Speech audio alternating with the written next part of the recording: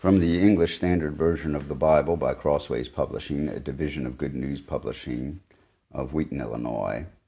For our reading the Bible through the year 2025, a reading of 2 Samuel chapters 1 through 3, followed by Psalm 62, beginning 2 Samuel chapter 1. After the death of Saul, when David had returned from striking down the Amalekites, David remained 2 days in Ziklag, and on the third day, behold, a man came from Saul's camp with his clothes torn and dirt on his head. And when he came to David, he fell to the ground and paid homage. David said to him, "Where do you come from?" And he said to him, "I have escaped from the camp of Israel." And David said to him, "How did it go? Tell me." And he answered, "The people fled from the battle, and also many of the people have fallen and are dead. And Saul and his son Jonathan are also dead." Then David said to the young man who told him, "How do you know that Saul and his son Jonathan are dead?" And the young man who told him said, "By chance I happened to be on Mount Gilboa, and there was Saul leaning on his spear, and behold, the chariots and the horsemen were close upon him. And when he looked behind him, he saw me and called to me, and I answered, 'Here I am.' And he said to me, 'Who are you?' I answered him, 'I am an Amalekite.' And he said to me, 'Stand beside me and kill me, for anguish has seized me, and yet my life still lingers.' So I stood beside him and killed him, because I was sure that he could not live after he had fallen. And I took the crown that was on his head and the armlet that was on his arm, and I have brought them here to my Lord." Then David took hold of his clothes and tore them, and so did all the men who were with him. And they mourned and wept and fasted until evening for Saul and for Jonathan his son, and for the people of the Lord and for the house of Israel, because they had fallen by the sword. And David said to the young man who told him, "Where do you come from?" And he answered, "I am the son of a sojourner, an Amalekite." David said to him, "How is it that you are not afraid to put out your hand to destroy the Lord's anointed?" Then David called one of the young men and said, "Go execute him." So he struck him down so that he died. And David said to him, "Your blood be on your head, for your own mouth has testified against you, saying, 'I have killed the Lord's anointed.'" And David lamented with this lamentation over Saul and Jonathan his son. And he said it should be taught to the people of Judah. "Behold, it is written in the book of Jasher. He said, 'Your glory, O Israel, is slain on your high places. How the mighty have fallen. Tell it not in Gath, publish it not in the streets of Ashkelon, lest the daughters of the Philistines rejoice, lest the daughters of the uncircumcised exult. You mountains of Gilboa, let there be no dew or rain upon you, no fields of offerings. For there the shield of the mighty was defiled, the shield of Saul not anointed with oil. From the blood of the slain, from the fat of the mighty, the bow of Jonathan turned not back, and the sword of Saul returned not empty. Saul and Jonathan, beloved and lovely in life and in death, they were not divided. They were swifter than eagles, they were stronger than lions. You daughters of Israel, weep over Saul, who clothed you luxuriously in scarlet, who put ornaments of gold on your apparel. How the mighty have fallen in the midst of the battle. Jonathan lies slain on your high places. I am distressed for you, my brother Jonathan. Very pleasant you have been to me. Your love to me was extraordinary, surpassing the love of women. How the mighty have fallen, and the weapons of war perished." After this, David inquired of the Lord, "Shall I go up into any of the cities of Judah?" And the Lord said to him, "Go up." David said, "To which shall I go up?" And he said, "To Hebron." So David went up from there, and his 2 wives, also Ahinoam of Jezreel and Abigail, the widow of Nabal of Carmel. And David brought up his men who were with him, every one with his household, and they lived in the towns of Hebron. And the men of Judah came, and there they anointed David king over the house of Judah. When they told David it was the men of Jabesh-Gilead who buried Saul, David sent messengers to the men of Jabesh-Gilead and said to them, "May you be blessed by the Lord, because you showed this loyalty to Saul your lord and buried him. Now may the Lord show steadfast love and faithfulness to you, and I will do good to you because you have done this thing. Now therefore let your hands be strong and be valiant, for Saul your lord is dead, and the house of Judah has anointed me king over them."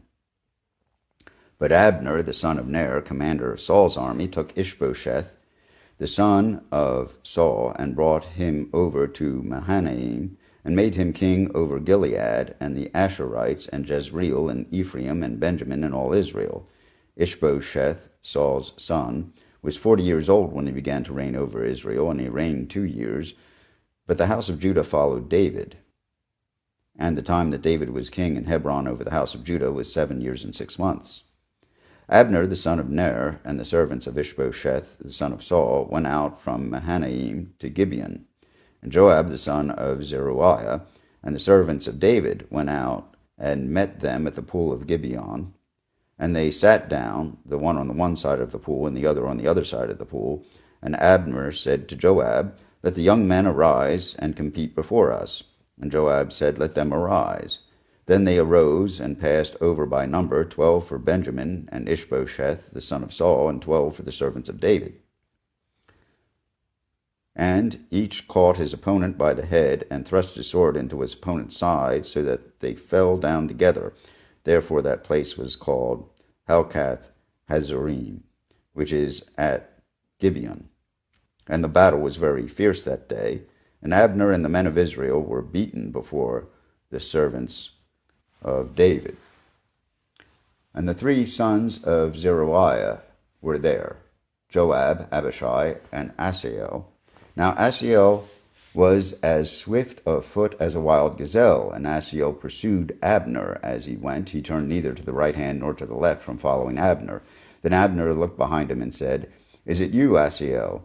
And he said, It is I. Abner said to him, Turn aside to your right hand or to your left, and seize one of the young men and take his spoil. But Asahel would not turn aside from following him. And Abner said again to Asahel, Turn aside from following me. Why should I strike you to the ground? How then could I lift up my face to your brother Joab? But he refused to turn aside. Therefore Abner struck him in the stomach with the butt of his spear, so that the spear came out at his back, and he fell there and died where he was. And all who came to the place where Asahel had fallen and died stood still. But Joab and Abishai pursued Abner, and as the sun was going down, they came to the hill of Ammah, which lies before Giah, on the way to the wilderness of Gibeon. And the people of Benjamin gathered themselves together behind Abner, and became one group, and took their stand on the top of a hill. Then Abner called to Joab, Shall the sword devour forever? Do you not know that the end will be bitter? How long will it be before you tell your people to turn from the pursuit of their brothers?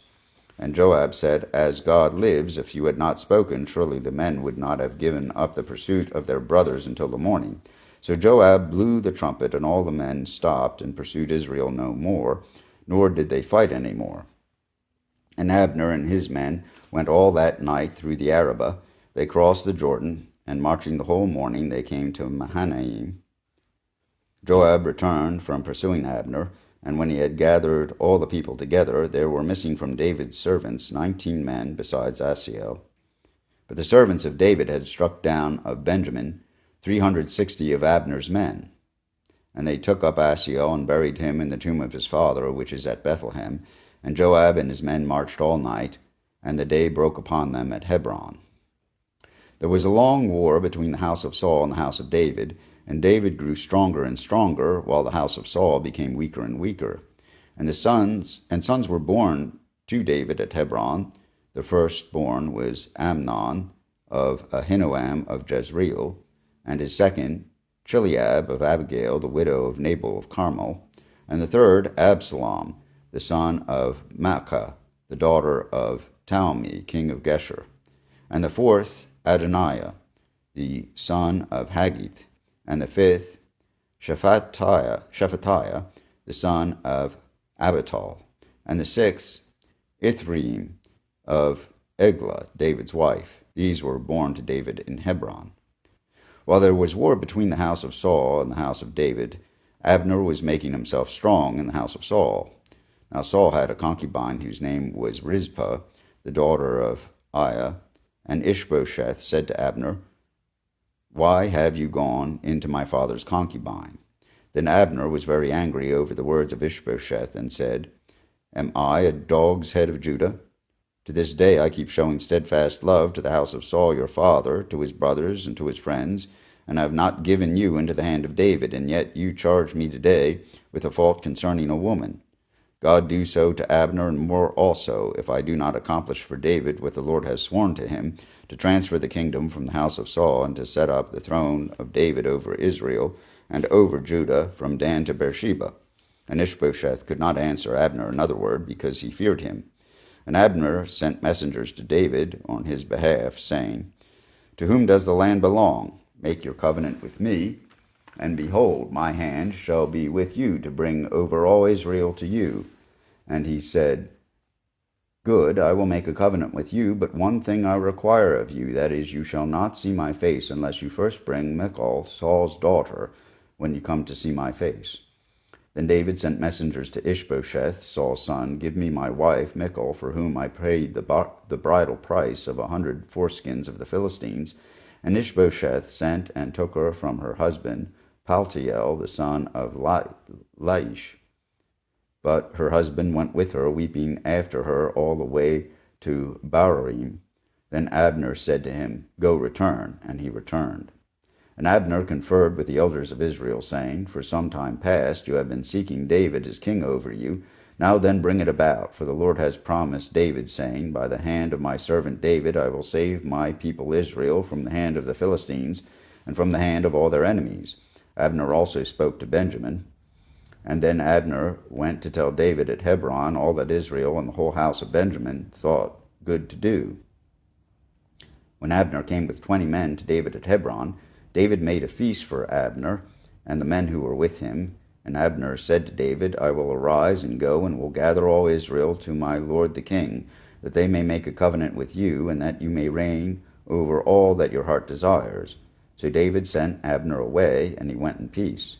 Just then the servants of David arrived with Joab from a raid, bringing much spoil with them. But Abner was not with David at Hebron, for he had been sent away, and he had gone in peace.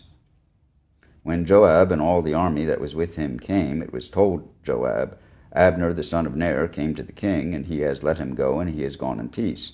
Then Joab went to the king and said, What have you done? Behold, Abner came to you. Why is it that you have sent him away, so that he is gone? You know that Abner the son of Ner came to deceive you, and to know your going out and your coming in, and to know all that you are doing. When Joab came out from David's presence, he sent messengers after Abner, and they brought him back from the cistern of Sirah. But David did not know about it. And when Abner returned to Hebron, Joab took him aside in the midst of the gate to speak with him privately, and there he struck him in the stomach so that he died, for the blood of Asahel his brother. Afterward, when David heard of it, he said, I and my kingdom are forever guiltless before the Lord for the blood of Abner the son of Ner. May it fall upon the head of Joab and upon all his father's house, and may the house of Joab never be without one who has a discharge, or who is leprous, or who holds a spindle, or who falls by the sword, or who lacks bread. So Joab and Abishai his brother killed Abner, because he had put their brother Asahel to death in the battle of Gibeon. Then David said to Joab and to all the people who were with him, Tear your clothes and put on sackcloth and mourn before Abner. And King David followed the bier. They buried Abner at Hebron. And the king lifted up his voice and wept at the grave of Abner, and all the people wept. And the king lamented for Abner, saying, Should Abner die as a fool dies? Your hands were not bound, your feet were not fettered. As one falls before the wicked, you have fallen. And all the people wept again over him. Then all the people came to persuade David to eat bread while it was yet day. But David swore, saying, God do to me, and more also, if I taste bread or anything else till the sun goes down. And all the people took notice of it, and it pleased them, as everything that the king did pleased all the people. So all the people and all Israel understood that day that it had not been the king's will to put to death Abner the son of Ner. And the king said to his servants, Do you not know that a prince and a great man has fallen this day in Israel? And I was gentle today, though anointed king. These men, the sons of Zeruiah, are more severe than I. The Lord repay the evildoer according to his wickedness. Here ends the reading of 2 Samuel chapters 1 through 3. Psalm 62. For God alone my soul waits in silence, from him comes my salvation. He alone is my rock and my salvation, my fortress, I shall not be greatly shaken. How long will all of you attack a man to batter him like a leaning wall, a tottering fence? They only plan to thrust him down from his high position. They take pleasure in falsehood. They bless with their mouths, but inwardly they curse. For God alone, O my soul, wait in silence, for my hope is with him. He only is my rock and my salvation, my fortress. I shall not be shaken. On God rests my salvation and my glory. My mighty rock, my refuge is God. Trust in him at all times, O people. Pour out your heart before him. God is a refuge for us. Those of low estate are but a breath. Those of high estate are a delusion. In the balances they go up. They are together lighter than a breath. Put no trust in extortion. Set no vain hopes on robbery. If riches increase, set not your heart on them. Once God has spoken, twice have I heard this, that power belongs to God, and that to you, O Lord, belongs steadfast love, for you will render to a man according to his work. Here ends the reading of Psalm 62, together with 2 Samuel chapters 1 through 3, in the English Standard Version of the Bible by Crossways Publishing, a division of Good News Publishing of Wheaton, Illinois.